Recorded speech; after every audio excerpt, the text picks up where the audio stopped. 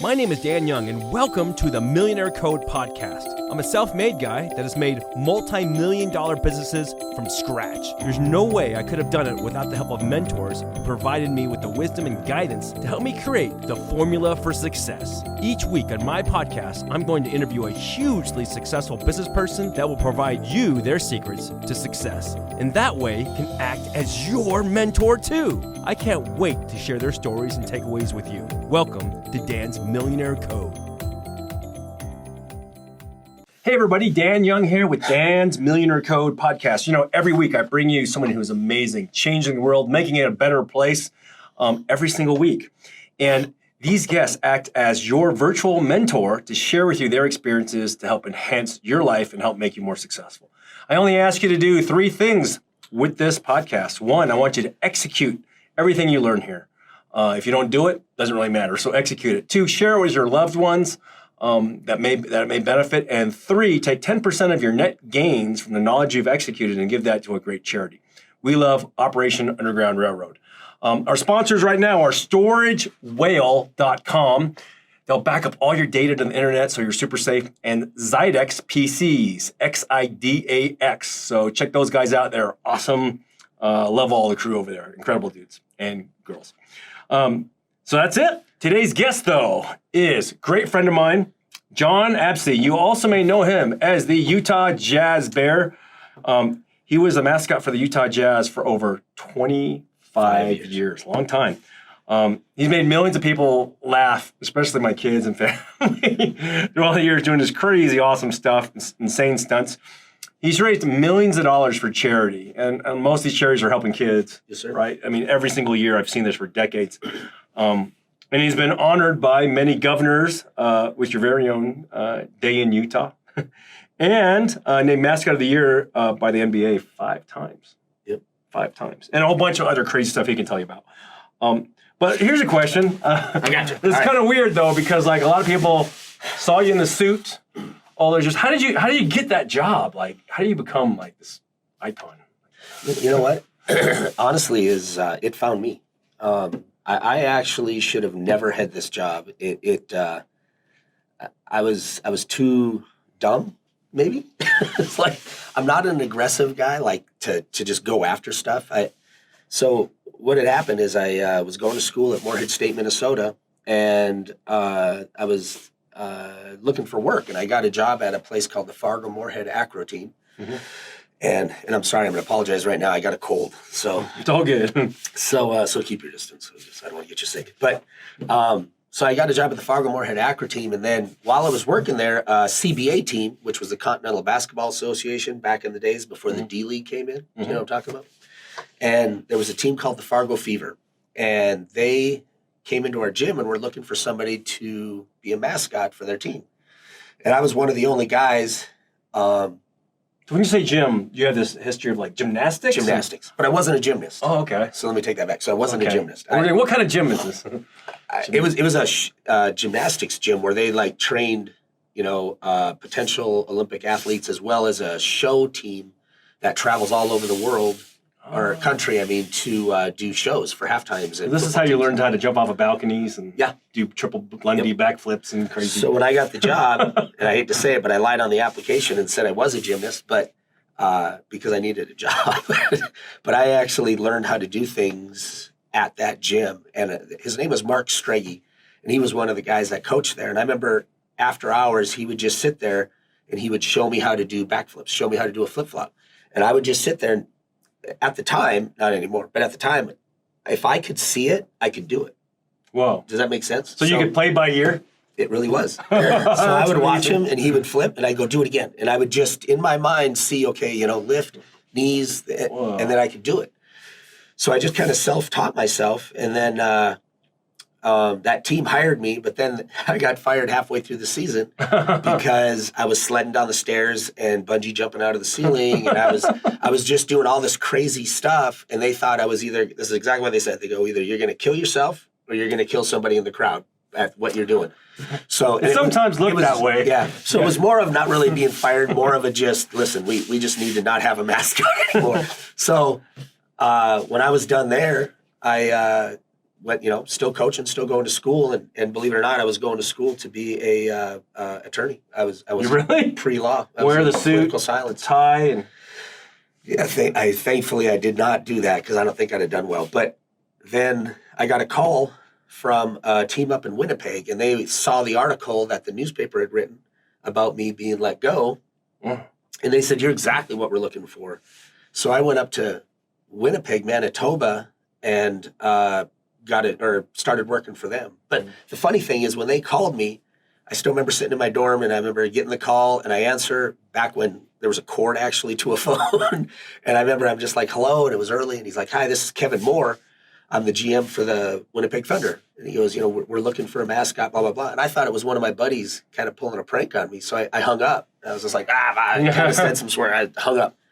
Phone rings again. He's like, "John," he goes, "Really, this is Kevin Moore with the Winnipeg Thunder." And I started listening. So I met him up at the border of Canada there. And we talked and shook hands. And I spent my summer up in Winnipeg performing. Whoa. And then, and this is probably why Fargo let me go, because I almost did die probably 3 times in Winnipeg because of the crazy stunts. Just the stuff we were doing up there. There was no limits. And like an example would be, I remember one time I would just go up and hook my own ropes. And I remember I'd always go up early, take my head off, hook in. And one night I was late, so I just go running up, and I just did it blind, and I hooked in. And I swear to you guys, I have a great guardian angel. So I would straddle a beam. So I would straddle this beam, and I would just pull my feet in, and I would just go. And I remember sitting there, and my intro music and this voice in my head was like, "Something's wrong. There's something wrong here." And my intro music hits, they announce me, and I didn't go. And I was just, so I took my head off, and I looked, and I really did. I hooked into a cargo strap, which holds about 15 pounds. Oh, crap. And I'd have just fell 100 feet. Yeah, the Winnipeg Jet Arena. And then another time, we were ziplining from a spotlight stand from the top of the arena down to the floor. And I had a dancer that I was literally just holding. She wasn't harnessed in. And I took my hand and just wrapped it in a lanyard. And we went, and we practiced, but we never practiced from up high. We just practiced off of a 14-foot ladder.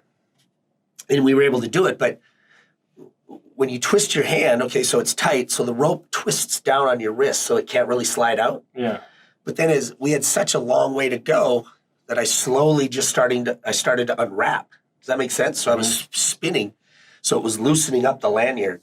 So then all it was my grip, just squeezing this rope together to make sure that my hand didn't fall out, and we both didn't just fall. Jeez. And I remember screaming the whole way down and just like, and I'm like, I'm not going to let her die. I don't care about me.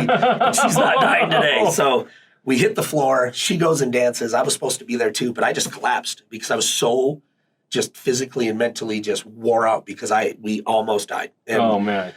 That's so crazy. Yeah. So that happened. And then, the summer ended, and I went back to school, and then I got a call again from a Jon Absey in the Sioux Falls Skyforce, and the same thing happened. I swear to you, this is I'm not lying. So he calls and he said, "Hey John, I saw we had a scout that was up in Winnipeg, and they talked about you as the mascot up there, and we'd love to have you come down for tryouts."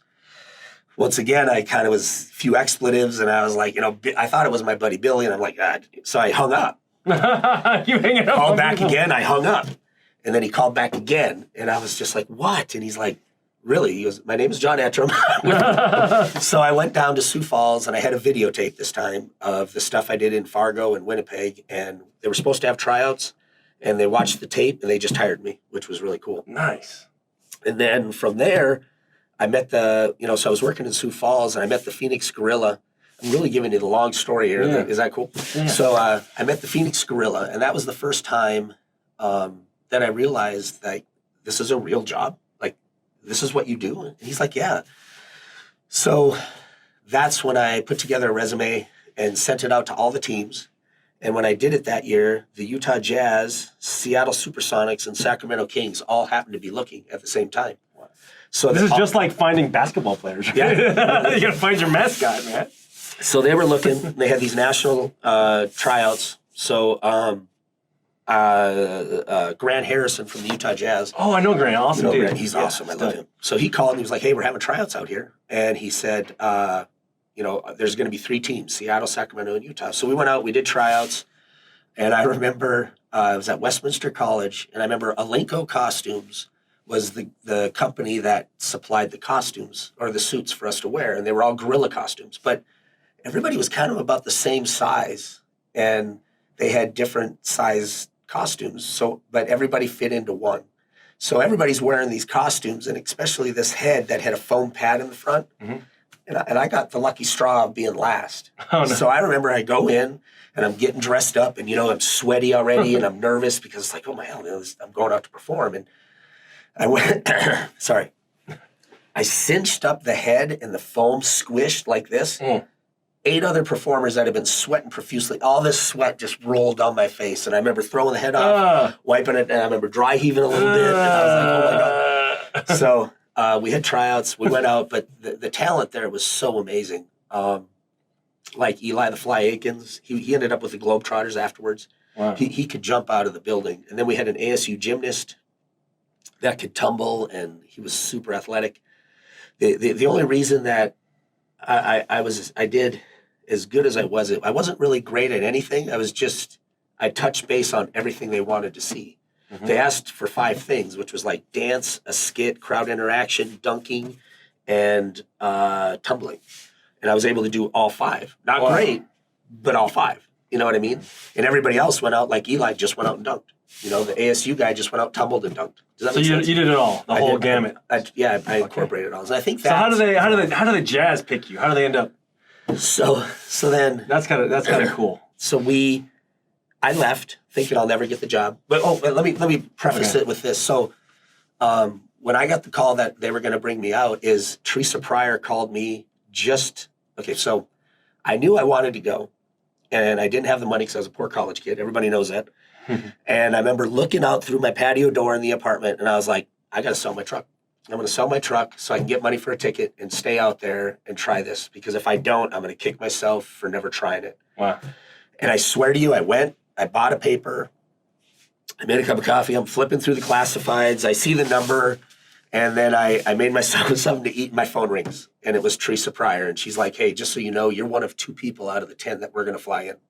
And I was like, you are kidding me. And I started it was just one of those weird feelings of just excitement, because I was just about to sell my truck. So she's a Jazz lady? Yep. She was our game ops chick. Yep. Our game ops director at the time. Nice. And so anyway, I went out, did the tryouts. We left. I didn't think I had a chance. And then I got called back for the second tryouts. And this time we were in big Barney costumes, so we couldn't really show our our athleticism. Oh, those big, huge. Yeah. So it was me and Eli, the guy that could jump out of the gym, and then Greg Holton, who used to be the Salt Lake hockey team here. He was Icy for the Salt Lake Icy. Yep. So you know all these guys. So he was there, and he was amazing. And I really thought that, once again, when I left, that Greg got this because he was so good. Icy.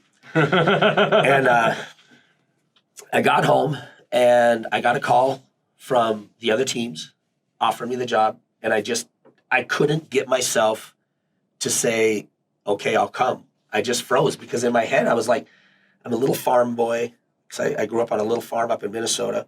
And to me, Sacramento, being that I've never really left the state, just was like LA. Seattle, all I knew about it was rainy. And then Utah, but I was too afraid to leave. Yeah. You know what I mean? So then I passed on the other 2, and the only reason I passed is because I never returned a call to him. Then Grant Harrison called me, and it was funny because he called the farm. The farm, my mom answered and said I was at my sister's.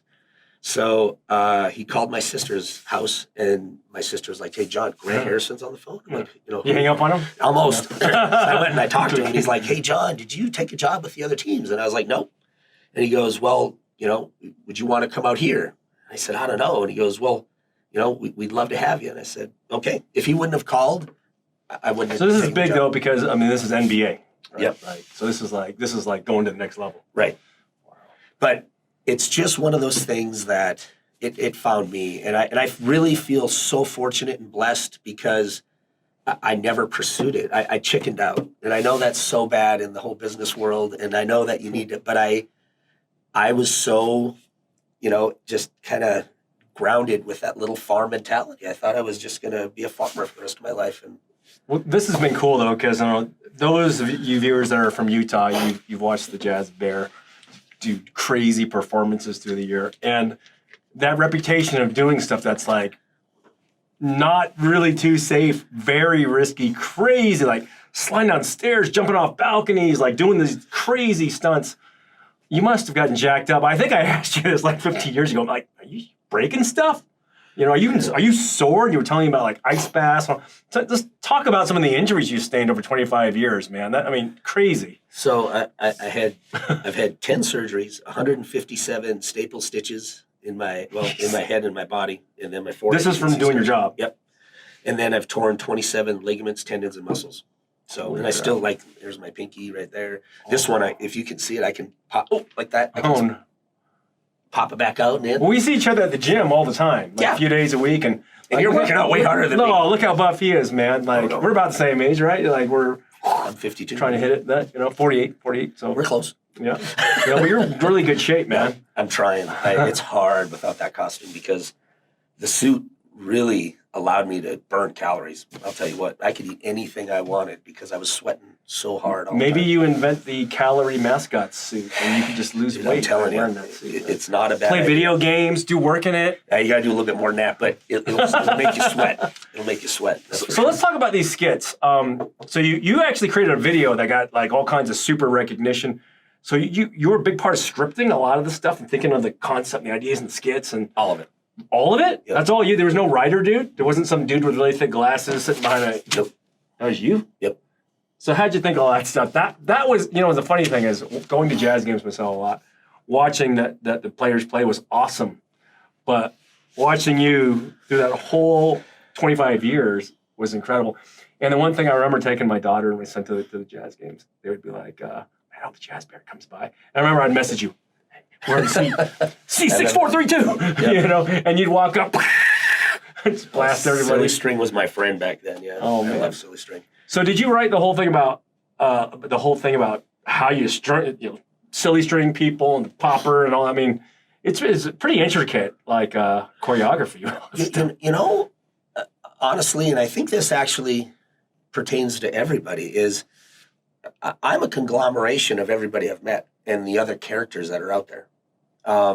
Because 22 years ago, I started a Mascot conference because when I came into the league, nobody talked. It was very competitive. We don't share ideas because everybody's like, oh, this is my idea, because it's hard to come up with these ideas. So you don't want somebody else to do it. But then what I said was, when I was talking to the gorilla, I was just like, but if I give you an idea and you do it in Phoenix and I do it here, nobody's going to know. Yeah. So I started this conference where all the mascots would come in and we'd share ideas. And it started out really small. Like 7 guys showed up because they were like, feeling it out. Not really much was given. Everyone was suspicious? Yeah. You're not going to do my quad Lundy backflip, double silly string, turbo spray. It's growing to where it is it's a big event. We started ours, then the NFL, the MLB, and the NHL copied us. Or not copied, but they started their own. Okay. So, I mean, it's turned into a must-go-to event. And with that is when we show our highlight videos, everybody's got to submit a highlight video, and then there's skits and videos. Oh, yeah. But I sit there, and it's funny because a lot of guys just watch our highlight videos, and they're not – you need to look at it as, it's a craft. It's like you building a computer, Mm-hmm. If there's a whole bunch of computer companies out there, and you could watch a video and everybody puts one together – you'd find something where you go, you know what? Where they're putting that processor in there is pretty cool. Yeah. I want to do that.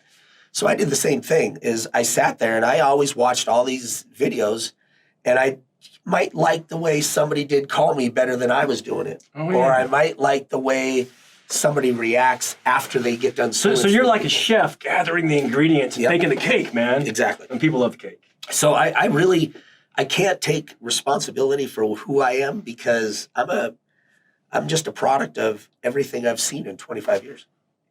I'm going to shift gears because this is funny as heck. I was just remember my ADD's out of control. Squirrel. Man, there was this video I saw with social media viral, and it was some fan being a douchebag to you, and you did so. Tell me, what was that? What was that whole thing? Give us the layout. It was crazy. I don't remember all these details. Which one was it? The best one. What was the best one? Well, I had a couple. There was the one guy that ran out on the floor and we tackled him. You tackled in the suit? And then there was another guy that came out on the floor, and I tackled him again. What was it, with a beer or something? You poured in the bed? That was up in the stands. Yep, that was the beer. Tell me about the beer.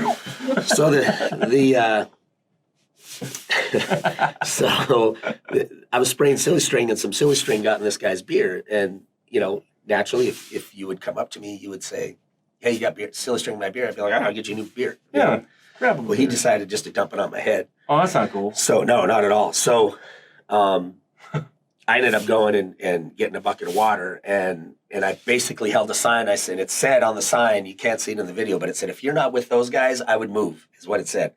Then I set it down, I grabbed my bucket, and if you watch the video, there's like nobody around him. Oh, no, dude. Threw the water, and then the cops and security and everybody came up.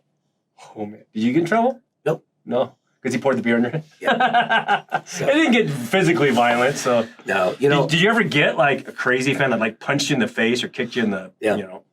What do you do, man? Nothing. You just don't. You just gotta Eat it? Yeah, that's why I had a handler. I had a guy that followed me around. Oh, to help protect you, kind of like push him off. But it never really happened. I mean, like, it's only happened in 25 years twice.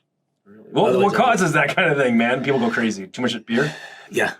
A lot of times it's that. A lot of times is, you know, I mean, you're a clown, and a lot of times they don't see the humor in things, and they just take it too far. You know? Yeah. And it's a show, right? It really is. And then, you know, so I try to disappear away from it before it escalates to that. But this guy followed me in the back one time. Whoa. Yeah. Like psycho dude, huh? Clocked me a couple times, and then... When you're in the suit? Yeah. He was punching you in the suit. Does the suit absorb the right hooks? And a little bit. You don't get a clock back? No.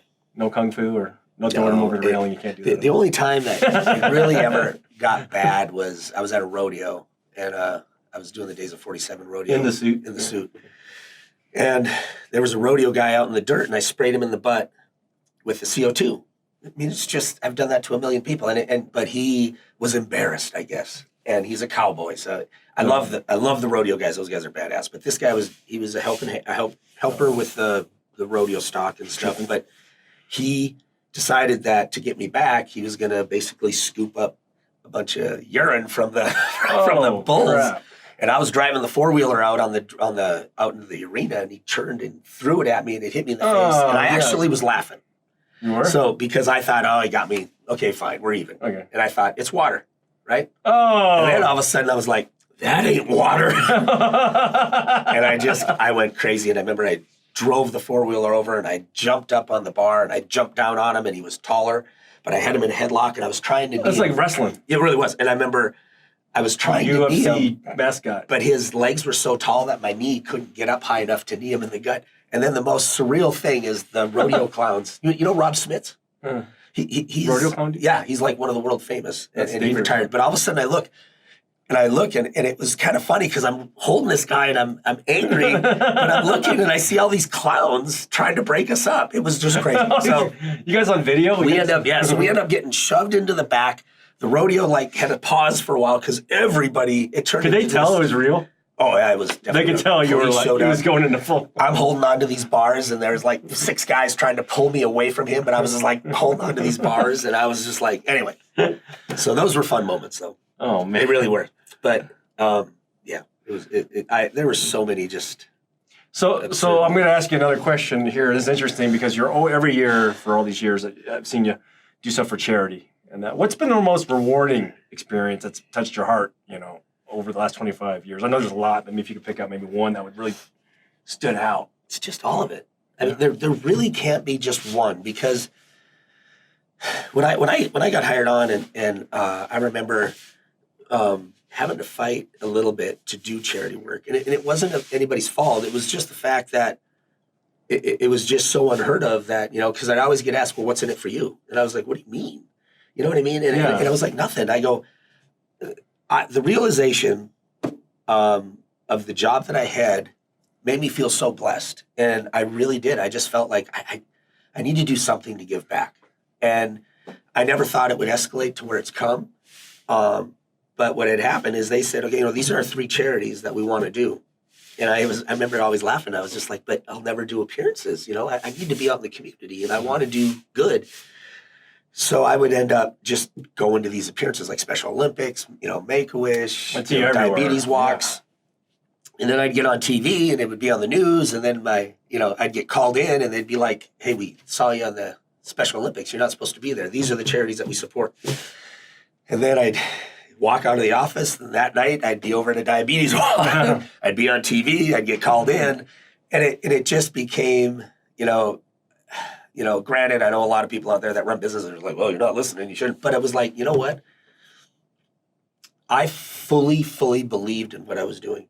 And I was willing to take the risk that, okay, if you're going to let me go for doing charity work, by all means, but I'm not going to stop because my heart fully believed in it.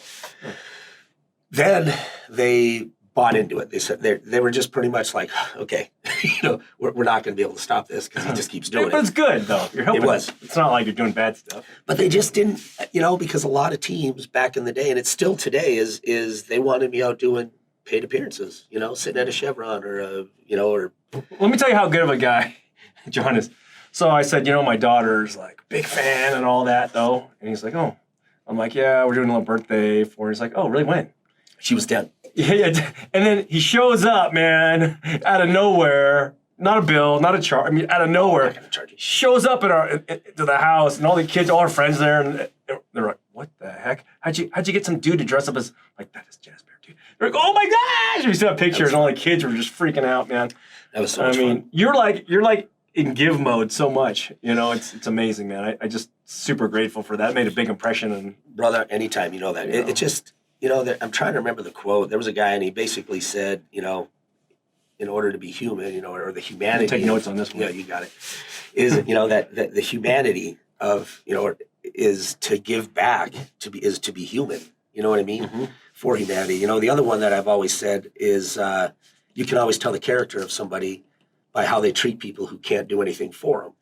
And my whole belief, and I fully 100% have tried to live by this, is that I treated the maintenance and, I don't care who it was, in the building or out of the building, I treated them exactly as I would treat one of the Millers or, Spence Eccles or whoever, or a Huntsman when I would talk to Jon. Who I am is who I am. I don't change with who you are. That's right. It's you either going to like You're me. always you, man. You're going to like me for who I am, and if you don't, then, you know what, I'm really sorry. But I would... It's just, to me, and I'm sure you've seen it, is I've seen so many people treat others so poorly, but at the same time, they're treating, just because of their status or their money, they treat them so well. And I don't know, I've never liked that. I look at everybody as on the same playing field. That's I good wisdom. Want to lead my life like that. But, with charity... what's the big charity now? I mean, you got so many. What's one of the ones that's really highlighted right now in your mind? Well, right now, I mean, it's all of them. I really don't have one. And you that's sent me a hard. text message with one. Oh, that was for working for charities and Firemen and Friends for Kids. Yeah. Okay, so there is one. So Firemen and Friends for Kids has been a charity that we've used for 25 years. They've helped out with the Christmas shops that we've done for 25 years. Yeah. And we were just raising money for that. But I am doing a charity it's called Working for Charities. And really what I've noticed over time is that these charities come and go so often. And the reason that they can't survive after a couple of years is because they don't have any support or resources. Oh, yeah. And a lot of them just don't know how to do a 501c3. So what I'm trying to do is create this group of people that are a resource and a support group for these charities. And it's pretty cool. With all the people that I know and all the connections, and a lot of these charities they're looking for silent auction stuff, or they're looking for just advice on how to run a gala or how to run an event. And I mean, that's all I did was do events. And a lot of the people that I have encircled in us are the same thing. They've done events and they know how to do this stuff. So now that you're not doing the Mascot thing, moving forward with your life, where do you want to go? Where do we see you in 5 years, 10 years?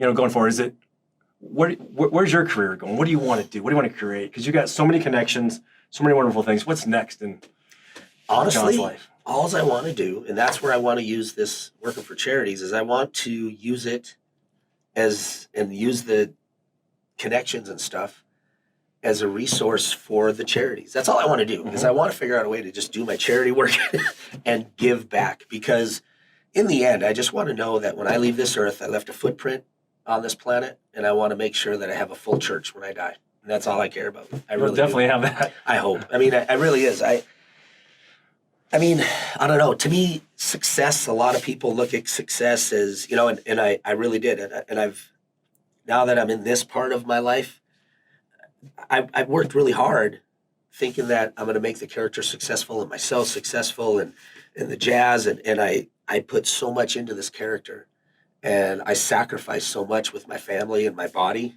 you know? Mm-hmm. And I look at it as well as you see so many people, and with the people I know, you know, and I know that they've made money and they've lost money. And to me, you know, money isn't success. I think for me, the success is knowing that my family, like your kids, are, you know, so amazing. And that's how I feel, is that I just want to know that my kids, you know, have succeeded because of the parenting that my wife and I have been able to do for them. And I want to know that by giving back, I feel that is successfulness. Mm-hmm. And I now that I'm done, I have connected with my kids so much. It's awesome. That I bumped into you and your wife a few times with different things, and it's great. She's awesome and super supportive all these years, right? And trust me, dude, the amount of times that she was amazing, because of the fact that, you know, I'd be missing birthday parties for appearances, or I was just never home. I remember doing appearances every day for almost 5 months. Yeah. I mean, Sundays. You're everywhere, dude. It was everywhere. And I remember, you know, so in the end, I really feel that I lost a little bit of my life with my kids because of it. And now I look at it and I'm just like, you know, a job's a job. Yeah. And that job isn't going to be there when I die, but my kids will be. Yeah. And so will my wife, and so will my friends. Mm-hmm. That is what I realized is important now. And I don't need a lot, you know, of things in my life. I just need my family and my friends and relationships. And that's, honest to God, I mean that from the bottom of my heart. And I know a lot of people are going, it's true. BS. No, it's really true with you. I want to summarize a few of the pieces of wisdom here for the viewers out there. And you've said, and correct me if I'm wrong, humanity is really to give back. Right. Right. That's humanity. To be human. Yep. And you can tell someone's character by how they treat people who can't help themselves. No. By how they treat people who can't help themselves. Let me just say it again. You can tell the character of somebody by how they treat others who can't do anything for them. Exactly. There you go. Yeah. So this is awesome, man. I wish we could go on forever because you're awesome. Where can people find you? I think you were mentioning Instagram. Is it? Yep. It's Jon Absey. Yep. Instagram. We'll put a link. Yep. And maybe we'll work together. I'll help you with some more social media. Please. We'll put some links though on the things you're supporting on your profile and things like that, so people can see what you're up to. That'd be great. No, social media. Because I stayed in the shadows for 25 years, and I finally came out, and then I realized, well, maybe I could try social media. And I don't know how to use a computer. So if you want to give me some classes on computer, we'll help you, man. You. Any last messages for the viewers out there? You know, I just, I don't know. I just think that in today's world, things are tough, especially with kids. Yeah. And, you know, I've just seen so many things. I know this is going to get kind of, this is going to change. So, but I just, you know, because we started an anti-bullying program a number of years ago. And I remember I went to Stan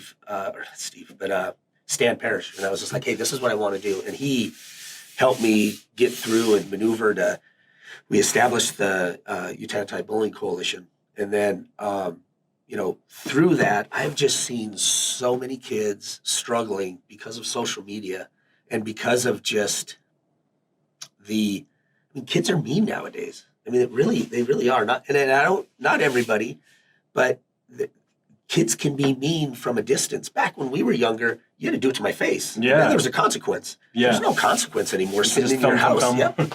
And I really feel bad for kids, and I really feel that everybody needs to look out for us. We're a village, man, and you know that everybody needs to support everybody, and you need to watch for children that are struggling out there, and be able to, you know, just an example, the one kid that brought that gun to school and how that teacher went over, grabbed the gun, but hugged him. Yeah.